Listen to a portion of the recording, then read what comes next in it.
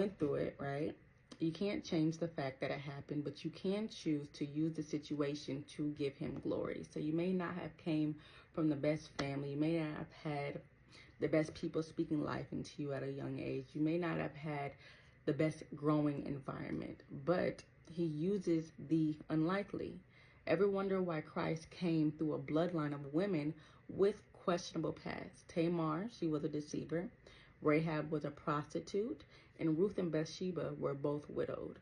Most people would say, why would he use that? Because he uses the unlikely. So why would he not use you despite your past, despite what you went through? You may have been broken, but you can be made whole again if you choose to give your life to the one who can fix it. And have you ever wondered why he came from a place where people say, can anything good come from Nazareth?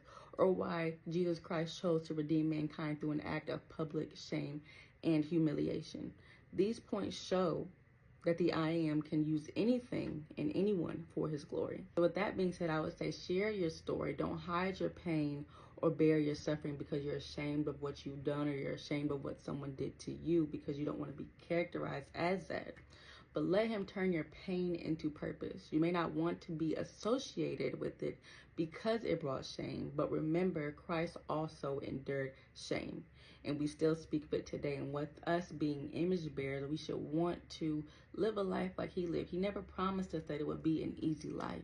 He said, in fact, you're going to suffer for my name's sake. But the good thing is that latter part, for my name's sake, for me. Which means if I went through humiliation, if I went through trial after trial, if I went through a lot of emotional distress in the Garden of Gethsemane, guess what? You can do it too. Because you're my child, you can come out as victorious.